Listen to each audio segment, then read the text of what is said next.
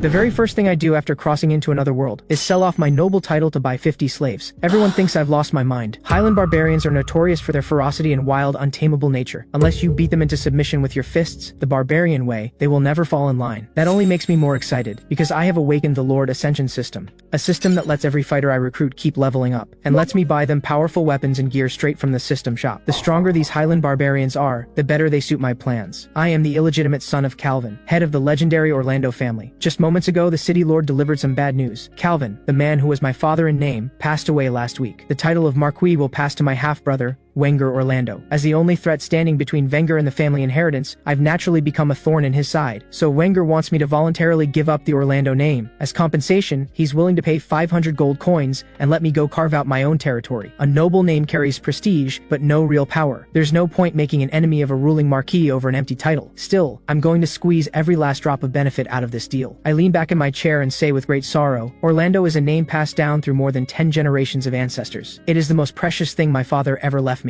Giving it up? Absolutely impossible, unless of course you raise the price. The city lord is so stunned by my shamelessness that he can't say a single word for a long moment. After a long round of haggling, the city lord agrees to lend me an additional 1,000 gold coins, interest-free, on the condition that I spend it here in his city. My first move with this startup fund, head to the Grand Arena and buy some Highland barbarian slaves. Soon I arrive at the Grand Arena, led there by one of the city lord's men. The arena owner, hearing that I want Highland barbarians, kindly warns me, these brutes are savage to the bone. When they're hungry, they'll tear apart a crocodile with their bare hands and eat it raw. If I can't dominate them with overwhelming force, they'll beat me into the ground and run off within days of being bought. That only makes me want them more. Not only are they fierce fighters, they can hunt and feed themselves. That solves my supply problem in one stroke. The owner is completely dumbfounded. His warning has been taken as a sales pitch. There must be something wrong in this noble's head. Little does the arena owner know, I am the man with the Lord Ascension system. Years of training have pushed every one of my stats to a terrifying level. Today, I finally get to show what I'm made of. Soon I stand on the arena platform and shout down at the barbarians below. Listen up, big dumb brutes. I've just bought every last one of you from the city lord, but I doubt any of you want to be slaves for the rest of your lives. So I'm giving you a chance. Beat me in a one-on-one wrestling match and I'll set you free. But if you lose, you fight for me. No exceptions. The moment those words land, Russell shoves his way through the crowd and steps forward. Wrestling is what our people do best. You're walking straight into your own grave, little lord. Russell suddenly lunges forward and charges straight at me. He drives a brutal headbutt straight into me, then grabs me by the collar and hurls me over his shoulder with a powerful throw. After dropping me with one smooth combo, Russell claps his hands with a grin. I was curious what this little noble had. Turns out he couldn't even last 3 seconds. He turns away like a champion. The others cheer him on. Russell, you're the man. This half-brained noble had a death wish, but in the very next instant a large hand clamps down hard around Russell's ankle. With Russell staring in disbelief, I slowly rise to my feet. I just didn't want anyone saying I was beating up a slave, so I gave you that one. You didn't actually think you won, did you? Then I drive a heavy fist straight into Russell's side. Russell is completely dumbstruck. He had used every ounce of his strength, so why does this scrawny little noble look like nothing even happened? Refusing to accept it, Russell charges at me again. But this time the outcome is completely reversed. I send Russell flying with an over-the-shoulder throw that slams him hard into the ground. Russell doesn't want to admit it, but it's undeniable. This Highland barbarian, famous for his raw power, has just been completely overpowered at his own game. At that moment, a muscle-bound barbarian woman steps out from the crowd. Let me have a go. I hope you won't back out when you lose. This woman is Gunther, the leader of the Highland barbarians. Seeing their chief step up, I know that taking her down means the rest will fall in line immediately. I accept her challenge without hesitation. In the next instant, Gunther explodes forward and rushes at me with blazing speed. I freeze for a moment, not because of her speed, impressive as it is, but because the Lord Ascension system has just flagged Gunther as a hero class unit. And in that split second of distraction, Gunther's fist comes crashing straight at my face. I just managed to raise my arm in time to block, saving my handsome face from any damage. But that one hit tells me everything. A hero class unit backed by the system. Her strength is on a completely different level from the others. Gunther doesn't give me a moment to breathe after missing the first blow. She leaps into the air and comes at me again. The force of her landing is so powerful it cracks a deep crater into the arena floor. As the crowd roars around them, Gunther casually lifts an enormous boulder, easily 1,000 pounds, and hurls it at me with terrifying speed before I can even react. I have no time to dodge. I can only watch as it comes crashing down. With a thunderous boom, the boulder slams directly into me. Gunther steps up onto the boulder with a triumphant grin, soaking in her followers' cheers. But in the very next moment, the boulder beneath her feet begins to tremble. Every Highland barbarian watching goes wide-eyed. I lift the boulder clean off the ground with one hand, cool as ever. Your speed and strength are quite good, I'll give you that, but raw force alone won't beat me, shall we keep going? Before I even finish speaking, Gunther flickers behind me in an instant. The iron chain in her hands coils like a striking serpent and snaps tight around my throat. She yanks hard and pins me firmly to the ground. Just as Gunther thinks she has won, I tear the chain apart with a single effortless pull. Gunther stares at the broken chain in disbelief. That chain was forged by the finest dwarf craftsman from rare materials, strong enough to hold a full-grown dragon. I ignore the stunned looks all around me and study Gunther with open admiration. Strong, and she has real tactical instincts too. I'm very satisfied with this future subordinate of mine, but the fact that I've been holding back this whole time, Gunther takes it as an insult. She demands I fight her at full strength, otherwise she will never submit. I smile. First time anyone's made a demand like that, but I never turn one down. I unleash a full power straight punch and drive it straight at Gunther. Then I leap into the air and take her down with the very same moves she used on me. Gunther is beaten, completely and honestly conquered. She rises without hesitation and calls out to her people, "All barbarians, hear me. From this day on, this man is our new chief. We will follow him with our lives." Looking at my first crew in this new world, I can't help but make them a bold promise. Stick with me and work hard. I'll make sure you eat so well you beg me to stop. But my most pressing task right now is getting my crew properly armed. Gear is the fastest way to boost fighting power after all. I stride into the weapons shop and tell the owner, "Bring out your best. I want every one of my men fitted out properly." The owner immediately sizes me up, a noble with more money than brains just waiting to be emptied. He reaches over and triggers a hidden mechanism on the wall. A secret door swings open, revealing the premium stock. After learning that Highland Barbarians prefer spears and javelins, I plan to equip each man with 1 spear and 3 javelins. The sharp-minded owner quotes me 750 gold coins on the spot. I hand over what little gold I have and ask if we can be friends. Maybe knock the price down a bit. The owner's expression hardens instantly. "Sorry, we don't do business with broke customers." I hold up the sword in my hand. "What if I threw in the Dragon Slayer?" The moment the owner hears that name, the color drains from his face. A noble who carries a weapon like that has to be someone powerful. He absolutely cannot afford to offend this man. He immediately declares that making friends is his greatest joy in life, and that everything I spend in his shop today can go on credit. I push my luck without missing a beat and ask him to throw in 50 sets of quality leather armor as well. Once everyone is geared up, Gunther asks what I plan to do next. I flash a sly grin. Run, obviously. That Dragon Slayer name, I made it up on the spot to fool the owner. Soon our whole crew is out beyond the city walls, standing in the open wilderness. With 50 fighters at my back, I'm a force to be reckoned with. Time to claim my own territory. But the moment we step into the wilderness, a gang of goblins and gnolls locks onto us. Seeing that our numbers are small, they nearly start fighting amongst themselves over how to divide the loot before the battle has even started. Gunther spots the tail following us. I'm not worried in the slightest. I signal the crew to halt and get ready for a fight. Then I pull a pouch of pills from my coat and have Gunther pass them around. I take the first one myself and announce, "These are the legendary pills that rapidly boost your power." Everyone clearly thinks they're fake, but no one dares question me. They swallow them in silence. And honestly, they're right. The pills are fake. They're just cover for what the system is doing. You see, once the Highland Barbarians pledged loyalty to me, the Lord Ascension system registered them as members of my roster. And once they gain experience in battle and level up, their power will skyrocket. Even the densest barbarian would notice something was off. So I have to guard my secret carefully and give the system's effects a believable explanation. The bandit gang rallies and charges straight at us. The moment they enter my range, I pull out my spear with a big grin, rear back and hurl it with full force. It cuts a sharp arc through the air, flying straight and true toward the enemy leader, who takes the hit and absorbs, shielded by his heavy armor. The goblin leader feels the threat in that throw, but his forces outnumber us several times over. That crushing numerical advantage makes him dismiss us. Both sides flood onto the battlefield like a rising tide. In the melee that follows, the barbarian warriors, armored in leather, armed with spears, face off against bandits who look like they crawled out of a ditch. It's a masterclass in what gear advantage looks like. Even the boldest gnolls drop fast under the barbarians' assault, but raw strength alone can't close the gap in numbers. Soon the barbarian warriors are surrounded on all sides. Gunther starts to panic and asks what we should do. I calmly climb to the top of a wagon and ask Gunther for another spear. Turning the tide isn't hard. Give them one taste of real death, and that rabble will fall apart on their own. In the next instant, the spear blazes in my grip like lightning splitting the sky, and I drag it across the wagon top with thunderous force. The moment the spearhead scrapes the surface, it erupts in roaring flames. I launch the burning spear at full force toward one of the enemy's giant beasts. It strikes the creature square in the head and kills it instantly. The death of their strongest fighter breaks the nerve of every other monster in the bandit ranks. They scatter in every direction faster than they came. The barbarian warriors see this and surge forward with a roar, morale ignited. A lifetime of hunting has made the barbarians experts at killing. Their enemies fall one by one like helpless sheep under a butcher's blade. Watching his side on the verge of total annihilation, the goblin leader steps forward in a fury, green energy crackling across his body. I don't move. Instead, I call out to him with a smug smile. "Setting up an ambush out here? Aren't you worried a stronger faction might swoop in and take everything?" The goblin leader scoffs. "The nearest faction around here is the kobolds hiding up in Highland Fortress. Give them all the courage in the world, they'd never dare cross me." Now I laugh for real. I've been wondering where to claim my first territory. Thanks for the tip. I draw the Dragon Slayer and cut the goblin leader down where he stands. Highland Fortress sits on high ground, easy to defend, hard to assault. I expected a brutal fight. Instead, the only guards at the gate turn out to be two little dogs. I give my men a look, and they know exactly what to do. Meanwhile, on the other side of the fortress, the kobold chief is hunched over a table, furiously studying a foreign language. His enthusiasm is cut short the moment I kick his door in. The kobold chief's tongue flicks out as he shrieks, "Guards, there's an intruder in my chambers. But the ones who come through the door are my own men. Boss, the guard dogs have been taken care of." The kobold chief erupts in rage. I have 100 clansmen nearby. Touch me and see what happens. In the next instant, I flip him upside down and hang him there. Sorry, I didn't quite catch that. After a thorough session of persuasion, I have Gunther let him go, because kobolds are petty, vengeful creatures who never let a grudge go. The moment he's free, he'll run straight to his clansmen and come back for revenge. Rather than hunting them down one by one, it's easier to let them come to me. Then I can strip them all clean in one go. Buying the Highland Barbarians had burned through nearly all my gold, and if I don't pull in some quick cash soon, we might not even be able to afford food. That same night, a patrol runner bursts in. "Boss, trouble. There's a force camp just outside the city. Looks like they're planning to hit us." I slam the table and jump to my feet, buzzing with excitement. "Brothers, rise and shine. Strip them clean. Leave them with nothing." I scope out the enemy force with a telescope and find they're just a band of goblins. Nothing too formidable. So I change plans on the spot. I'll take a small squad with Gunther and hit them first. One swift strike to catch them all and cement my dominance over Highland Fortress. To my surprise, the goblins are completely off guard. Every single one fast asleep in their tents. My men don't waste a gift like this. Blades rise and fall without a word. Goblins too deep in sleep to wake are cut down where they lie. The few who survive the first wave stumble out of their tents, straight into the barbarians waiting outside. Just when Rossel thinks we have it completely wrapped up, the ground beneath his feet begins to shake violently. With a deafening explosion, Rossel is launched into the air. The one behind it is a dragon bloodline goblin. This dragon bloodline goblin is even larger than a Highland barbarian, and has already grown dragon horns, a sign that its draconic bloodline is exceptionally strong. With a thunderous roar from the dragon bloodline goblin, the earth beneath seems to be torn apart by a massive force in an instant. A colossal armored pangolin bursts up from underground. The dragon bloodline goblin vaults onto its back, swings his giant axe and bellows, "Lowly outsiders, prepare to face the might of noble dragon blood." Dragon blood, my foot. Gunther has heard enough. She hurls her spear with everything she has, but there's a sharp clang, and her full force throw doesn't even scratch the armored pangolin's scales. What in the world is that thing? Gunther looks genuinely shaken, and in that brief moment of shock, the dragon bloodline goblin drives his mount forward and charges straight at Gunther. Taste the power of dragon blood. At that life or death moment, I flash in front of Gunther, grab the armored pangolin's left front claw with both arms, and hurl the whole beast into the air with nothing but raw strength. One move, and the giant creature crashes to the ground. I look down at the dragon bloodline goblin sprawled beside it, struggling to get up, and say with full swagger, "You, a filthy half-lizard, half-goblin crossbreed, dare talk to me about bloodlines? I am a descendant of the dragon. Do you even deserve to say that word?" Those words hit like a slap. The dragon bloodline goblin rages, swings his axe, and charges at me without a second thought. But against overwhelming strength, resistance is pointless. I catch the axe barehanded and end him with a single punch. With the dragon bloodline goblin down, the battle is over. The Highland Barbarians eagerly fan out to loot the battlefield, but all they turn up is a small chest of silver coins, if not for the fact that Gunther leveled up twice during the fight, and managed to tame the dragon bloodline goblin's mount. This whole fight would have been a net loss. With nothing better to do, I open the system shop and browse. My near-empty wallet leaves almost no options. All I can scrape together is enough for one worn knight's lance. I tap the purchase button and a sleek knight's lance materializes right in my hands. I'm about to test its power, when I catch the faint sounds of battle, shouting and clashing steel, just barely within earshot. I pull out my telescope and scan toward the noise. Not far ahead, a merchant caravan is being attacked by gnolls. Just from the number of wagons, I can tell this caravan is carrying serious wealth. I could wait for the caravan to be wiped out, let the gnolls collect everything, then take it all from them. Clean and easy. But I'll need trade partners to grow my territory. If I save them now, they might open trade routes for me down the line. By now, the caravan's guards are completely overwhelmed. The caravan leader pleads quietly to the snarling gnolls, "Take everything we have. All our gold, all our goods. Just let us live." But the frenzied gnolls aren't listening, just as one bares its teeth and moves in for the kill. A lance comes flying out of nowhere and punches straight through its body. The sudden turn leaves every other gnoll stunned. I chuckle from a distance, admiring my handiwork. System-crafted gear really does deliver. At the same time, Gunther leads the main Highland Barbarian force in a full charge. I sit the rest of the fight out. These gnolls are just a rabble, the perfect sparring target to sharpen my crew's teamwork. My men don't disappoint. In moments, most of the gnolls are dead where they stood. A handful make a run for it, only to have the armored pangolin burst up from the ground and cut off their escape, delivering the final blow. A clean, total victory, and I didn't even have to get my hands dirty. Very satisfying. The rescued caravan members pour out their thanks. I wave it off without a second thought. "If you're really grateful, skip the words and just give me money." Just then, a woman's mocking voice drifts out from one of the wagons. "A greedy noble lord, how refreshingly honest." I look over. The woman inside is strikingly fair-skinned and delicate, and most notably, her ears are far sharper than any human's. I realize the leader of this caravan is a half-elf. Their caravan took heavy losses in the fight, so she asks if I can shelter them for a few days and let her people rest and recover in my territory. In return, her caravan will pay with weapons and gold. I agree without hesitation. Highland Fortress never turns away away a paying guest. The first thing Annie does upon reaching Highland Fortress is pull out a crystal vial and begin mixing a healing potion. I recognize it immediately, a healing potion blessed by a high-ranking wizard. Just a few drops and it matches the effect of a basic healing spell. I've wanted to stockpile these as military supplies for a long time, but the price has always put me off. This half-elf's caravan is clearly more powerful than I gave it credit for. That night, as I'm relaxing under the moonlight, Gunther comes sprinting over with an urgent look. "Boss, we've got a problem. A group of armed centaurs is charging toward us from outside the city." Outside Highland Fortress, the scene is tense and deadly still. At the front, a woman rides with cold, unwavering eyes fixed ahead. The moment they enter the perimeter, a volley of spears comes screaming at them from the walls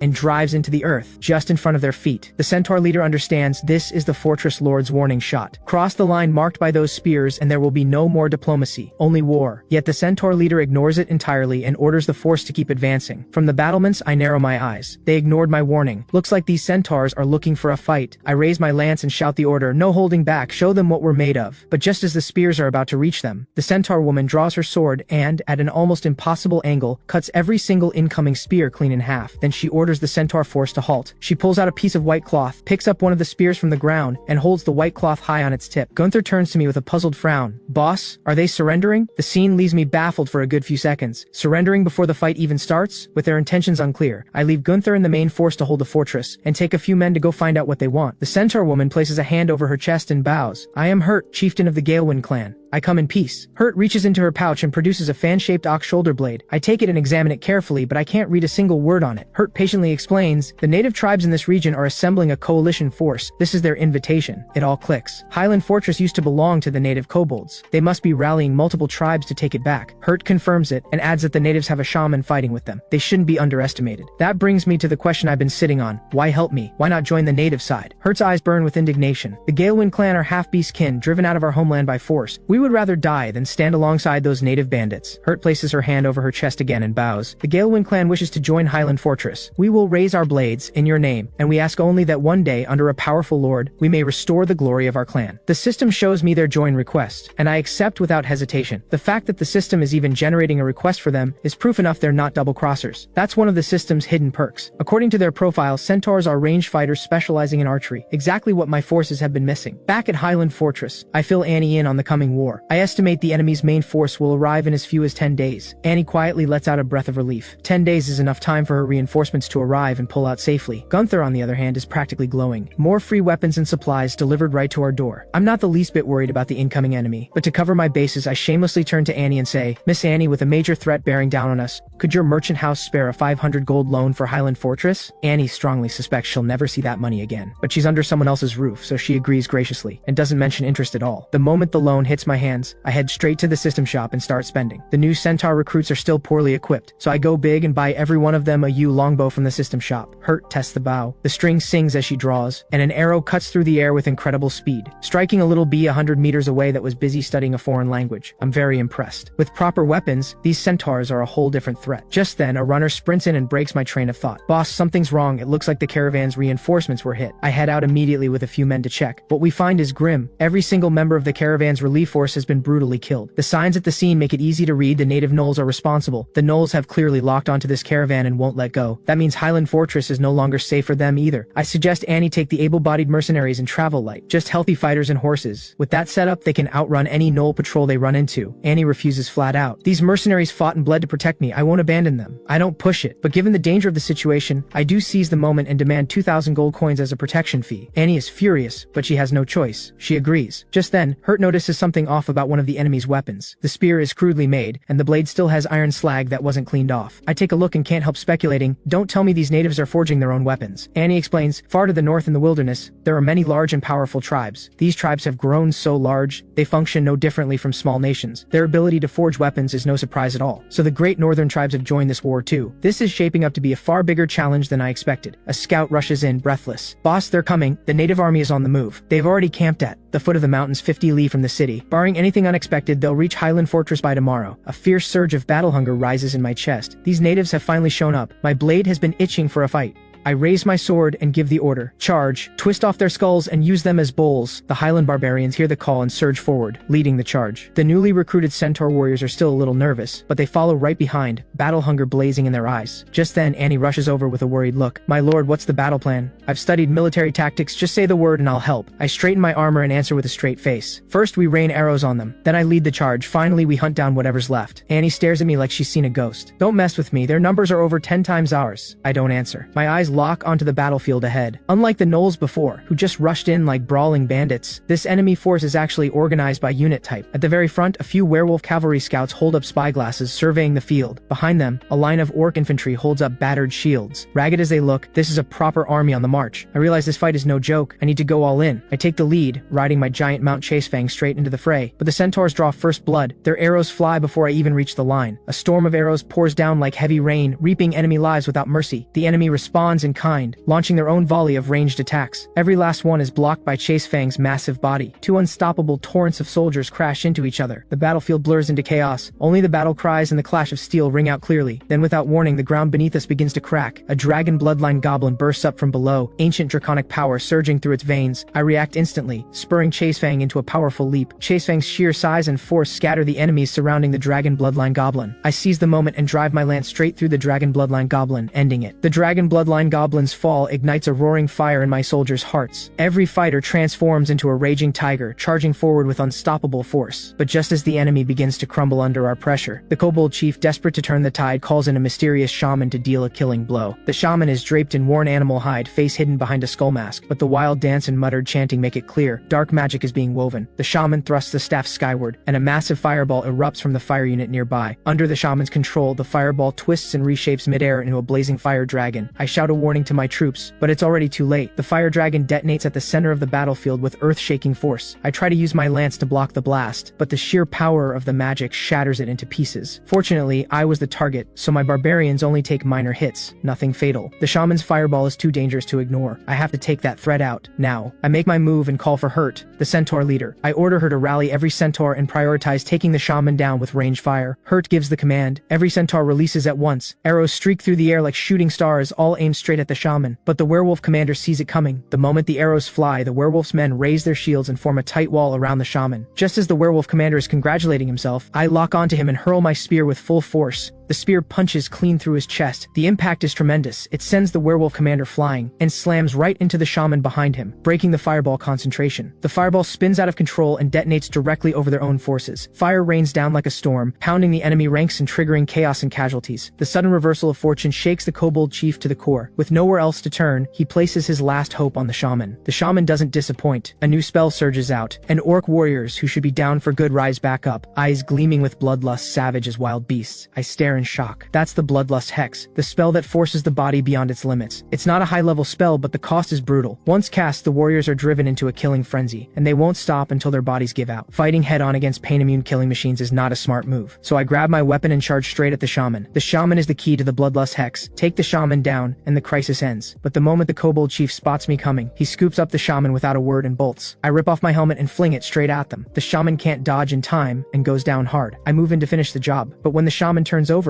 I find myself staring at an underage female orc. In the end, I capture the shaman and win the battle decisively. But a number of my soldiers took serious wounds in the fight. Some are on the edge of death. Highland Fortress has no healer of any kind. So I try my luck and threaten the shaman. I'm ordering you to heal my men right now, or things are going to get very unpleasant for you. I wasn't expecting much, but the shaman's healing ability is astonishing. Under her care, soldiers who were moments away from death watch their wounds seal up at an incredible speed. A shaman who can both fight and heal. I find myself thinking she'd be a perfect addition to Highland Fortress. But first, I need to squeeze the location of the shaman's base out of her. Hurt tries every threat and scare tactic she knows, but gets absolutely nothing useful out of the girl. I grin and step forward. You're doing it wrong. Let me show you how it's done. I put on my warmest smile and ask gently, so, where is your base? The shaman bares her teeth and snarls back. I am a noble shaman of the Red Dragon bloodline. Show some respect. She doesn't even finish the sentence before I send her flying with a brutal slap. Sorry, I didn't quite catch that. The noble shaman learns her lesson fast and spills every detail about their base. She even helpfully points out things I might have missed, as if she wants the the job done right. She insists their base is nearly empty. All the fighters have already marched out, leaving only the elderly and young. But to be safe, I send Hurt to scout the location and confirm. To help Hurt move fast, I dump all the stat points she earned in battle straight into strength and agility. With no local threats to deal with for a while, I tear down the old Highland fortress entirely and rebuild it as a proper fortified castle. A few days later, I run into Annie, who had left the area shortly before. Turns out her merchant caravan is hauling goods to sell to the dwarves. I take a look inside the cart. It's full of coal. Apparently, ever since the dwarves discovered an ore deposit in the sacred lake last year, they've been smelting iron ore on their own, and their demand for coal has skyrocketed. Just then, Hurt comes running back, badly wounded. I assume she got hurt at the shaman's base, but Hurt tells me the shaman's base was exactly as described. Nothing but the old and young. Her injuries came from a bearfolk ambush on the way back. Lucky for them, the bearfolk were heading for the dwarves, not her, so her team managed to escape. Annie's face falls. Looks like the dwarves are out of reach. I look at her sympathetically. Since you can't make the trip, why not hand that coal over to me? Annie blinks at me. What would you even do with coal? I don't answer. I just take her straight to my private armory. Annie stares at the centaurs hammering away at metal and goes wide-eyed. My lord, have you been forging your own weapons this whole time? I smile and turn to Gunther. Is my secret weapon ready? Gunther points to something covered in a red cloth. Boss, it's built exactly to your design. Then, as Annie watches with wide eyes, I slowly lift the red cloth. But before I can even demonstrate what the cannon can do, a pack of bearfolk with a death wish decides to come for us. They ambush and wound the centaur scouts I sent out to gather intelligence. So to get payback for the centaurs, I decide to take the brand new cannon and go settle the score with the bearfolk. Annie points out that the bearfolk army is marching south. They must be after the dwarves' iron ore deposits. In this war-torn age of cold steel, whoever controls resources holds absolute power. That thought sparks a devious idea in my mind. We can throw a wrench in the gears between the bearfolk and the dwarves, play the spoiler. That way we punish the bearfolk and build a strong strategic partnership with the iron-rich dwarves in one move. That very night, our group slips quietly into position near the dwarf castle, but something doesn't add up. The bearfolk are the ones at war with the dwarves, so why are rabbitfolk the ones launching tonight's night raid? Annie explains. These rabbitfolk are bearfolk vassals. Strong clans like the bearfolk always keep weaker vassals around, for grunt work and as cannon fodder in battle. While she's still explaining, the lead rabbitfolk have already scaled the castle walls. The dwarf soldiers are fast asleep and completely unaware. The dwarves' carelessness hands the rabbitfolk a perfect opening. The rabbitfolk below see their comrades make their move and launch an all-out assault on the gates. Only now do the dwarf soldiers realize something is wrong. They scramble for their ballistae to fight back, but it's too late. The rabbitfolk army has already reached the gate. Just as the rabbitfolk leader thinks victory is in the bag, a cannonball drops from the sky and detonates right in the middle of their forces. I watch the cannon's devastating impact with pure satisfaction. With a weapon like this, who can stand against me? The rabbitfolk leader isn't the sharpest, but even he knows being attacked from two sides is a death sentence. He panics and screams for his forces to turn and fight back. Against cannon fodder rabbitfolk, my barbarian army shows overwhelming dominance. The outcome was never in doubt. The fight quickly becomes a one-sided slaughter. In moments, the entire rabbitfolk army is wiped out under the barbarians' relentless assault. Then the ground begins to shake violently. I spin around and find a massive figure looming right behind me. A roar tears through the sky. The bearfolk, who had been watching from the shadows, can no longer hold back. The moment the savage bearfolk warrior steps forward, it swings a flail straight at me. I react on pure instinct, raising my sword to block, and get sent flying by the sheer force of the impact. Searing pain floods every inch of my body, like being torn apart. This bearfolk warrior's strength is far beyond mine. At the same time, the main bearfolk force arrives on the battlefield, leading the remaining rabbitfolk in a ferocious charge against us. My centaur warriors respond immediately, drawing their longbows and unleashing a volley. The whistle of arrows fills the air, and every impact is answered by screams and cries of pain. I thought we had control of the fight, but the enemy still has massive reserves, pouring onto the battlefield in an endless stream. That's when our little shaman steps forward, a fireball already forming in her hand. Looks like I have to handle this myself. She thrusts her staff into the air, and a fireball no bigger than her palm expands rapidly until it blots out half the sky. Then it drops like a meteor, crashing down onto the enemy formation. The enemy's main force is swallowed whole in a sea of fire, but even with such a devastating display, I don't let my guard down. I know the fireball is lethal to rabbitfolk cannon fodder, but against the thick-skinned bearfolk, it can't deal real damage, so I act fast and activate the Lord Ascension system, unleashing Heaven's Edge to cleave a bearfolk clean in two. But Gunther has no system to rely on, and his luck runs out. A single swipe from a bearfolk sends him flying. Rossel, furious, hurls his axe to buy Gunther some time, but the axe barely scratches the bearfolk's hide, nowhere near the damage Rossel was counting on. The enraged bearfolk lets out a low growl and lunges again at the barely conscious Gunther. Just as Gunther is about to meet his end, a flash of brilliant sword light splits the air, and the bearfolk's head is taken off before anyone can blink. I pulled it off thanks to Big Brain, our naturally gifted hero, who had just recently learned stealth art, a skill that works not only on himself, but can be shared with allies. We don't even get a moment to celebrate, because I spot something that stops me cold. Every fallen enemy soldier is being wrapped in a swirling red mist, and in the next instant, the heavily wounded bearfolk and rabbitfolk rise back up, in a deeply unsettling way. The little shaman recognizes it immediately. That's the Berserk Hex. It's unique to the Minotaur shaman. I scan the area, but the Minotaur shaman is nowhere to be seen. The little shaman's expression turns grave. The Berserk Hex was was cast from a distance. So the enemy is only in a half-berserk state right now. That's a relief. If it's only half-berserk, I have nothing to worry about. These battered remnants are no match for Gunther and the others. Our intervention in driving back the bearfolk earns us an enthusiastic welcome from the dwarves. Just as I head back to my room for a well-earned rest, the dwarf castle shakes violently without any warning. I rush to the window and see bearfolk warriors returning, this time with the Minotaur shaman in tow. Our easy victory over the bearfolk earlier has given the not-so-bright dwarves a dangerous overconfidence. The dwarf chief waves his hand and declares with full confidence, "You don't need to step in. Let us show you what dwarf warriors are made of." The dwarves sound the charge, and their army rushes out in a blaze of misplaced confidence. But that recklessness lands them in deep trouble. Against the far stronger bearfolk, the dwarves are hopelessly outmatched and can't hold the line. The dwarf chief panics completely. He orders the ballistae to fire, trying to support his struggling forces. The ballistae score some hits and take down a few bearfolk, but the casualties send the Minotaur shaman at the back into a fury. The Minotaur shaman's eyes flood with red, radiating a murderous, unhinged rage. The dwarf chief's face goes pale. It's over. The Minotaur shaman has gone full berserk. Even Gunther, who always trusts me without question, can't help asking, "Boss, the berserk hex has pushed the Minotaur shaman to the absolute limit. Is there any way we can still win?" I don't have time to answer. Instead, I snap, "Where is our shaman?" Turns out the little shaman bolted the moment she saw the Minotaur shaman and got caught red-handed by a Highland barbarian. I grab her by the collar, exasperated. "The enemy is right in front of us and you tried to run? You've disgraced Highland Fortress. The Minotaur shaman has the berserk hex. So what? You have the bloodlust hex. What is there to be scared of?" The dwarf chief's fists clench with sudden excitement. The bloodlust hex is every bit as powerful as the berserk hex. If the little shaman can pull it off, there might still be a chance. But my next words leave both the little shaman and the dwarf chief frozen in stunned silence for a solid 2.5 seconds. I point forward with a cool, confident gesture and order the little shaman, "Cast the bloodlust hex on their Minotaur shaman now." The little shaman thinks I've lost my mind. Casting a power-boosting bloodlust hex on an already berserk Minotaur shaman. Wouldn't that just make the enemy even stronger? But she doesn't dare defy me. With trembling hands, she raises her staff and begins the incantation. In an instant, the Minotaur shaman under the bloodlust hex transforms into an overwhelming, rampaging war god. Veins bulge across its body like tree roots, surging power threatening to burst through the skin at any moment. The dwarves can no longer contain their terror. They drop their weapons and flee in every direction. Convinced we're finished, the little shaman scrambles to follow the fleeing dwarves, but I yank her back before she gets 2 steps. "Stop panicking, open your eyes and watch." The Minotaur shaman's muscles have swollen to a grotesque size, but its body is completely rigid, no longer responding to its own will. The larger the body, the greater the strain on the heart. The berserk hex and the bloodlust hex are both powerful boosts, but stacked together, they push the heart far beyond its limits. Once that burden crosses the threshold the Minotaur shaman's body can bear, the collapse will be instant. And then, as everyone watches in disbelief, the Minotaur shaman's chest bursts open in a torrent of blood. It staggers and crashes to the ground, utterly silent. The bearfolk and the Minotaur shaman were among the most feared powers in the wilds. Their back-to-back defeats in a single day sends a message to every other predator out there. But as long as the iron ore stays in dwarf hands, these wild powers will keep coming. So I propose a clever play to the dwarf chief. Cede Lake Baye, give up the iron ore location. Let the wild clans tear each other apart fighting over it, then we sweep back in. But the dwarf chief rejects my plan without a moment's hesitation, because beneath Lake Baye lies something far more important than iron ore. Something the dwarves must protect. Soon the dwarf chief leads me down to the bottom of Lake Baye. We squeeze through a gap barely wide enough for one person, and what I see on the other side stops me cold. Deep in the underwater passage a titan is hidden, bound in heavy chains, and as we draw near its eyes begin to glow with a deep red light. We surface and return to shore. The dwarf chief explains with unmistakable pride.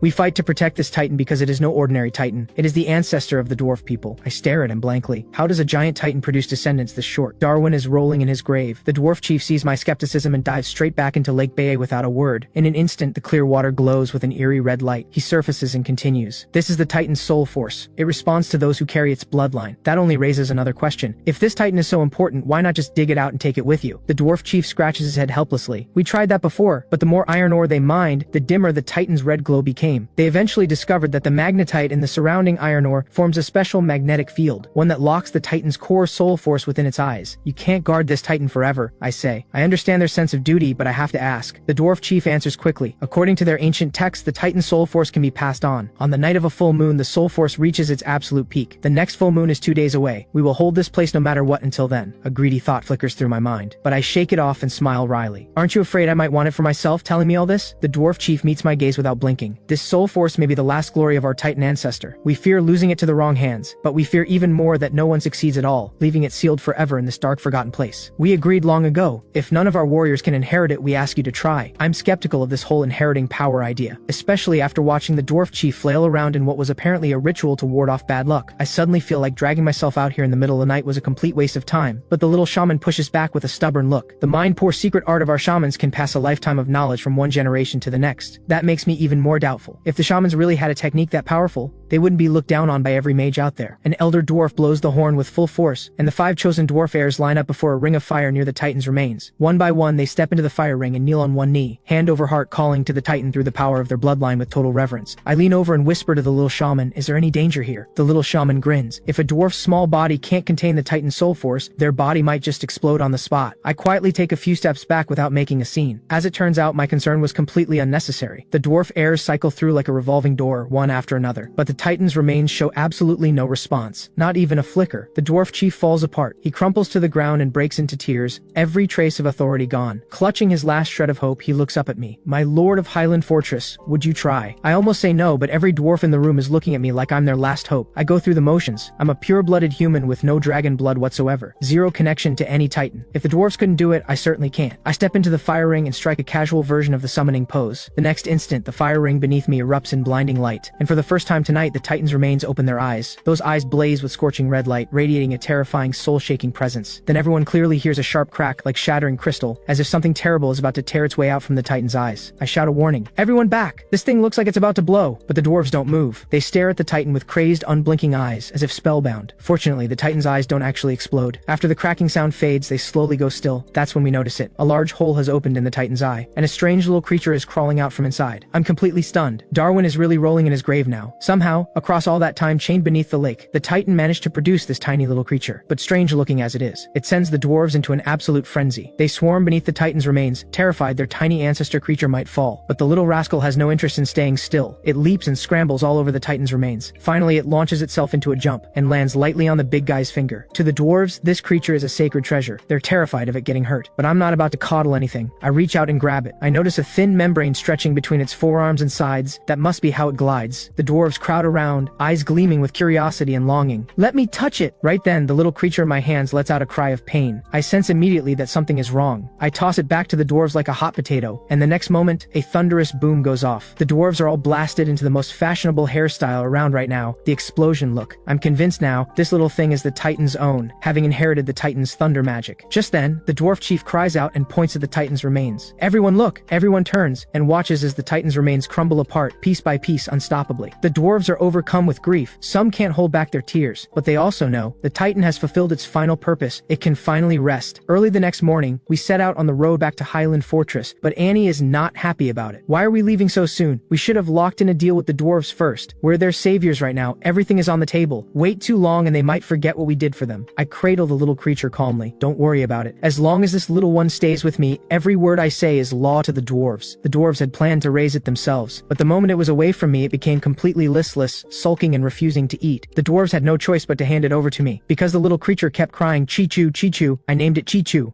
And so, after a few leisurely days on the road, our group makes it back to Highland Fortress safe and sound. Annie parts ways with us, taking her caravan with her, but promises to return with more people as soon as she can. For a rare stretch of time after that, yours truly actually gets to enjoy a peaceful, easy life. By the time Annie rolls back into Highland Fortress with her caravan, over 10 days have already passed. But the changes at Highland Fortress leave Annie wide-eyed, and she fires question after question at me. Why are the dwarves from the dwarf clan happily working as my personal blacksmiths? And why, when this lord simply sits out in the sun, do rabbit folk and goat folk maidens stand beside me fanning away? I awkwardly adjust my sunglasses. The dwarf clan lost nearly all their warriors. They had nowhere to go. Coming here to make a living, that's perfectly reasonable, isn't it? As for these girls with nowhere to turn, they lost their tribes to the chaos of war and came to Highland Fortress on their own. I just want to give each of them a home. Is that a crime? Annie doesn't believe a single word of my straight-faced nonsense, of course, but that's not why she came to Highland Fortress this time. She's brought me a renowned naturalist. The visitor politely removes their hat, and I'm stunned to discover that this white tiger beastfolk named Buckland is, in fact, a woman. My nickname is Tang, so you may call me Tang Baihu, my lord. I'm here hoping to conduct some research on the wilderness from Highland Fortress. Buckland finishes her introduction and blinks with a perfectly innocent look. She can't figure out why this lord is suddenly fighting back a laugh. Is the name Tang Baihu really that funny? Just then, a rabbit folk sentry arrives and breaks the awkward moment. Apparently, a few lizard folk have shown up outside the walls, asking to meet the lord of Highland Fortress. I pull out my telescope and take a look. These so-called lizard folk are just a bunch of scrawny little runts who look like they couldn't fight their way out of a paper bag. I wave my hand with a look of pure disdain. Turn them away. I'm not seeing anyone. But Tong Baihu stops me. These aren't ordinary lizard folk, they're Scar lizard folk. Their destination is likely Pompeii, to pledge allegiance to His Majesty Sadri. They've stopped here first to get acquainted with Pompeii's nobility, so they don't embarrass themselves when they arrive. I stare blankly. Doesn't His Majesty just collect powerful races? What interest could he possibly have in a bunch of lizard folk who look this helpless? Annie shoots me a look and sighs. Don't underestimate them. The Scar have another name, dragon tamers. My jaw dropped so far you could fit a whole watermelon in my mouth. Hold on, don't get too excited. Annie seems to know exactly how misleading that sounds. They don't tame actual dragons. They tame a creature called the landworm, native to the Scar steppe. I pat my chest and take a breath to calm down. Why didn't you lead with that? Turns out it's just a knockoff. Then I ask casually, so how big is this Scar landworm anyway? Buckland deliberately adjusts her glasses, a teasing smile creeping onto her face. Oh, just a touch smaller than your iron-eating armadillo mount, naturally hooved feet, built for charging. Before Buckland even finishes her sentence, I crush my tin telescope into a twisted wreck with sheer excitement. Move it! Roll out the red carpet and bring them into Highland Fortress. Now, when followers come knocking on your door, yours truly makes sure they never want to leave. But Buckland thinks I'm out of my mind. Given the choice between pledging to a king and following an unproven frontier lord like me, why would anyone pick me? What happens next makes Buckland's jaw hit the floor. In mere moments, the Scar are beaming as they shake my hand. It doesn't feel like I'm the one doing the recruiting. It feels like they showed up begging to join and are just lucky I said yes. On top of that, the Scar leader gives me the most sycophantic grin and says he'll head back immediately to bring every last member of his clan. How did you do that? What did you say to them? Buckland knows it's a bit rude to ask, but she simply can't help herself. I flash a smug grin. Simple. My aura alone shook them to their knees. They couldn't resist my overwhelming presence. Buckland has built up full immunity to my straight-faced nonsense by now. She's not buying a word of it. The real reason I won over the Scar lizard folk so fast, the Lord Ascension system has a special elixir that boosts combat strength. I promised every one of them a dose if they signed on with me. The moment they heard the deal, they didn't hesitate for a second. With the Scar deal locked in, I drag over a stool and settle into a card game with Big Dumb and Little Dumb. Before long, I notice the cup of water on the table starting to tremble. Chichu thinks it's an earthquake and curls up into a ball like a frightened hedgehog, but I leap to my feet with a huge grin. I know exactly what this means. My ultimate overlord landworm core has arrived. I knew they were coming. But when I actually see the Scar landworms thundering toward Highland Fortress with that raw, unstoppable dominance, I finally understand what it truly means to be born heavy cavalry. Annie watches and sighs. What a shame the Scar riders are so frail. Stronger knights would make all the difference. I scoff at her amateur thinking. Heavy cavalry lives and dies by impact force. A rider's horsemanship matters far more than their combat skill. Swap in a different rider and you lose that deep bond, the kind that only comes from shared blood. With this heavy cavalry joining the ranks, Highland Fortress's forces swell overnight. The Highland Barbarians are the largest group, nearly 200 strong. Next are the Scar riders, around 80. Still double the centaurs, who number fewer than 40. Add in Xiao Bai and the spellcasting duo of Big Dumb and Little Dumb, and my total force is top 300. In a pinch, Highland Fortress can also call up an equal number of werewolf and dwarf militia, decent fighters in a grind. So right now, I'm the most dominant force in this entire region around Highland Fortress. Recruiting more followers is starting to feel pointless, so I shift my focus to powering up personally. No matter how strong your crew is, nothing beats being strong yourself. The sharp-minded Buckland recommends I train in the Holy Word prayer art. I turn it down without a second thought. The Holy Word prayer art is just some outdated garbage that does nothing but boost raw strength. Besides, my single punch output already exceeds 2 tons of force. There's no point wasting time on it. Insanely overpowered battle aura and magic. Now that's what interests me. But Buckland tells me no art is inherently superior or inferior, only suited or unsuited to its practitioner. And in her view, the Holy Word prayer art is exactly what I should be training right now, because its strength boost is percentage-based. I nearly flipped the table in excitement. Isn't this the legendary effect? The strong get stronger, the weak fall further behind? Buckland then pulls a yellowed, worn parchment booklet from her coat and says, I happen to have the first stage training manual for the Holy Word prayer art. I'd like to offer it to you, my lord. I only ask one small favor in return. Appoint me as Highland Fortress's civil administrator. I agree on the spot without hesitation, because I know full well that Highland Fortress has no real governance to speak of. The way things are managed right now, it's barely a step above running a protection racket. My crew can fight like demons, every last one of them. But the moment you hand them a pen and ask them to tally livestock taxes, don't even bother. So having a learned, capable person step up and take charge of internal affairs is nothing but good news for everyone. That night, I return to my room alone and dive into the Holy Word prayer art. After skimming through the parchment booklet, I find that the Holy Word prayer art cultivates radiance. Its ranks, from lowest to highest, are 5 stages: Dawn, Essence, Moonlight, Radiant Sun, and Revelation. Even at the lowest Dawn stage, you get 30 minutes per day to activate Radiant Surge, boosting your strength by 50%. With each stage up, both the duration and the boost multiplier double, all the way to 8 hours at 8 times strength at the Revelation stage. That's all I need to hear. I start training immediately, and what do I find? Yours truly is an absolute genius. Most people need months just to grasp the basics. I nail it in minutes. I'm ready to push straight through to the Dawn stage in one go, but grinding hard art is not a skill a genius like me should need. So I flop onto the bed and, out of habit, glance at the system panel before sleeping. That one glance blasts away every trace of drowsiness. I bolt upright, because right there in the Lord Ascension system panel, the Holy Word prayer art has a proficiency entry, and that proficiency can be upgraded with skill points. I stare at my 57 hard-saved free points. The urge I've been holding back for so long is now completely impossible to contain. I make up my mind in an instant, raise one finger with full commitment, and slam it down on the plus button next to Holy Word prayer art, again and again. The next moment it feels like a miniature sun has been stuffed inside my chest, radiating light and heat in every direction. I know exactly what this is, a radiant seed, and the formation of the first radiant seed means I've already crossed the threshold into the dawn stage. The next morning, I drag a chair to the most crowded open area in the fortress and put on my best air of mysterious depth, waiting for someone to look at me with awe and amazement and say, "My lord, you're incredible. You advanced in a single night?" But not one of these blockheads at Highland Fortress has the faintest clue. They all greet me respectfully enough, but not a single compliment lands where it counts. Fortunately, the dwarf clan chief walks over just in time to save me from the awkwardness. "My lord, what should we do with those bronze weapons in the storehouse? Apparently we've been picking up a handful of ancient weapons here and there from our battles against the wilderness tribes. I figure the bronze weapons are old enough to be antiques, so I tell the dwarf chief to store them somewhere safe. We'll sell them for a good price later." I expected maybe a few dozen bronze weapons at most. What I find makes my jaw hit the floor. The bronze weapons we've collected have piled up into an actual mountain. The sheer scale of it sets off alarm bells in my head. Sure, wilderness tribes occasionally get lucky and dig up a bronze weapon or two, but this much luck? Something is very wrong. Buckland licks one of the bronze swords and confirms this weapon came from an ancient tomb or armory. The moment I hear Buckland's analysis, I can't contain myself. I burst out laughing. "We're rich!" I immediately call for Xiao Bai. When it comes to knowledge of the wilderness, nobody in all of Highland Fortress knows it better than this homegrown shaman. Xiao Bai tells me these things have been circulating from the wilderness tribes to the east. Bronze is cheaper than iron weapons, so plenty of clans buy from them. I look at her, and the irritation just builds. She knew all along, and said nothing. Xiao Bai feels completely wronged. Our own weapons are 100 times better than this junk. Why does the Lord even care about the scrap metal? I look at Xiao Bai, pure, blissfully clueless from head to toe, and tell myself, she just doesn't know better. I can't blame her. I pat Xiao Bai on the shoulder with a smile. "I'm now officially assigning you a critical mission on behalf of the organization. I'll give you 10 warriors. Go find out exactly where all of this is coming from." And so Xiao Bai sets off with 10 bodyguards to track down the source of the bronze. Fortunately, after Highland Fortress's string of brutal victories, the stories told by the defeated have grown wilder with every retelling. The fortress is now known as the Crimson Demon Fortress, a name that makes warriors tremble. The moment Xiao Bai steps outside the walls, her status skyrockets. Chiefs who once looked down their noses at her are suddenly falling over themselves to curry favor. On top of that, the bronze weapons have always been traded openly. No one ever tried to hide the trail. A few quick questions and Xiao Bai locates the source relic site. The moment I get word, I gather my crew and head out to excavate whatever bronze remains are left. After a week's work, I haul every last piece of bronze from that relic site back to the fortress. I also notice the murals inside the ruins are stunning, so I leave a few rabbit folk behind with orders to carefully chisel them free. What I don't know is that I'm not the only one with eyes on that relic site. Hendra, Legion commander of the Roaring Brown Bear Legion of the Kingdom of Stuart, has taken a keen interest in that bronze cache as well. You see, Hendra is a grandson of one of Stuart's marshals. After training alongside his brothers in the Royal Guard, he was shipped off to a godforsaken border post and handed command of the Roaring Brown Bear Legion. The title of Legion Commander sounds impressive, but anyone in the know can see right through it. The Kingdom of Stuart follows a strict and unbreakable convention for naming its legions. Their top-tier elite legions carry names like Stormraj or Earthsunder, Forces of Nature. Second-line standard legions take the names of powerful magical beasts, Bloodthirsty Black Dragon, Raging Fireline, that sort of thing. Only the worst third-line garrison legions get named after common animals, Brown Bear, Wild Boar. So from the day Hendra accepted command of the Roaring Brown Bear Legion, he knew his family had written him off. But Hendra is not the kind of man who gives up easily. He drills his soldiers relentlessly, waiting for the day war breaks out so he can lead his men to glory. It's a viable plan. In this age of chaos, war can erupt at any moment, but the plan requires serious funding. So when Hendra stumbled upon the location of the bronze relic site, he marched his forces straight there. What he finds leaves him furious. The ruins hold nothing but a few rabbit folk chiseling at murals, not a single bronze weapon in sight. In a blind rage, Hendra slaughters every rabbit folk on the spot. When Hendra learns that a minor frontier lord like me had already taken the bronze, he makes a rash decision on the spot. Before anyone else finds out, he will strike Highland Fortress with overwhelming speed and wipe it off the map. What none of them could have imagined is that the entire thing was witnessed by a rabbit folk who had slipped away to relieve himself. The critical intelligence reaches Highland Fortress in no time. The moment I hear a full legion is marching on us, my heart sinks. If tens of thousands show up, we're done for. But the well-traveled Buckland tells me not to worry. In Stuart, anything named Brown Bear is a third-line garrison unit at best. No more than 3,000 men. Still, her reassurance doesn't fully ease my mind. Numbers are one thing. What really matters is whether they have high-level mages. We do have 3 mages on our side, but 2 complete fools and 1 barely functional. Just thinking about it gives me a headache. Annie assures me I'm worrying over nothing. His Majesty Balloony of the Kingdom of Stuart is deeply suspicious by nature. To prevent rebellion shortly after taking the throne, he centralized control over all military mages under the crown. Only warriors are assigned to the armies, so a third-line garrison like the Roaring Brown Bear Legion will have 0 mages attached. I jump to my feet with a surge of excitement. No mages? Then I'm going to make sure the Roaring Brown Bear Legion comes in and never goes back out. Buckland stares, completely baffled. What on earth gives this reckless lord such confidence? As the newly appointed civil administrator, she knows the numbers cold. Highland Fortress can field fewer than 600 fighters, barely 1/5 of the enemy's strength. Yet this reckless lord looks completely at ease, and has already started discussing with Annie how to cash in on the spoils of war. First thing the next morning, I begin preparing for the battle ahead. To throw the enemy off, I have a decoy lord's hall constructed by the river, and just beyond the decoy hall, I have Big Dumb and Little Dumb use magic to grow a thick patch of 3-meter tall gravegrass in advance. On the 20th day, our centaur patrol encounters the enemy's advanced scouts outside the walls, but no matter how skilled those scouts ride, they can't match the centaur's innate racial advantage. In a single exchange, the enemy scouts take arrows to the chest and drop. With his scouts gone, Hendra is left completely blind to our terrain and formations. So when Hendra spots the tall gravegrass, he doesn't give it a second thought. Eager to end this quickly, he finishes forming up his troops and orders the charge without a moment's hesitation. I bend into a wild battle pose and roar, "Brothers, get in there and tear them apart." The Highland Barbarians, towering far above any normal man, come charging in like unleashed tigers. Hendra's gut drops. His infantry have no chance against Highland Barbarians. To prevent a collapse, Hendra plays his trump card, ordering his cavalry to charge immediately. In his mind, yes, the Highland Barbarians have an overwhelming edge in direct combat,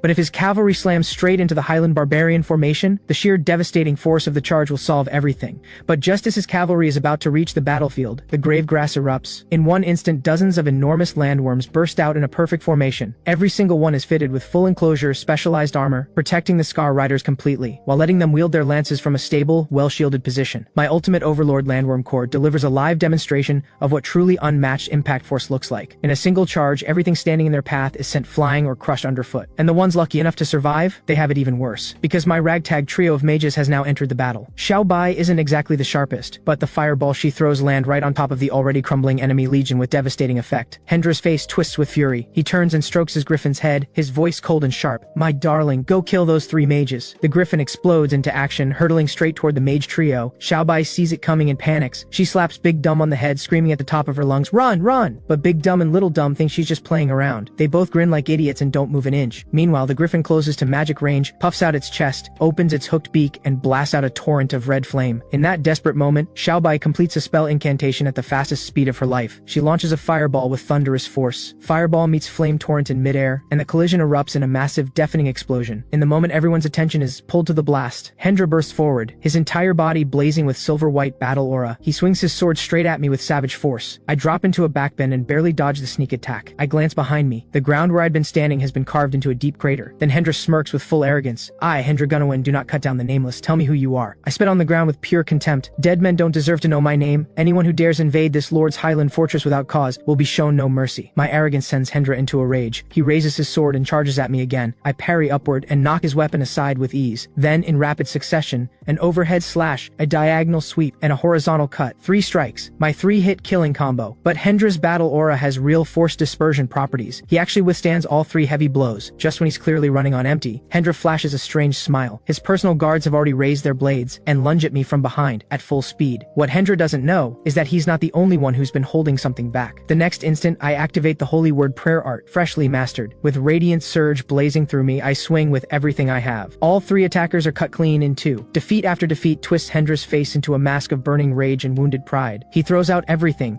every last drop of battle aura, and charges for one final, all-or-nothing clash. But how could Hendra, at this point, possibly match me with my strength doubled? I plant one clean kick straight into his face, and this tedious battle comes to an end.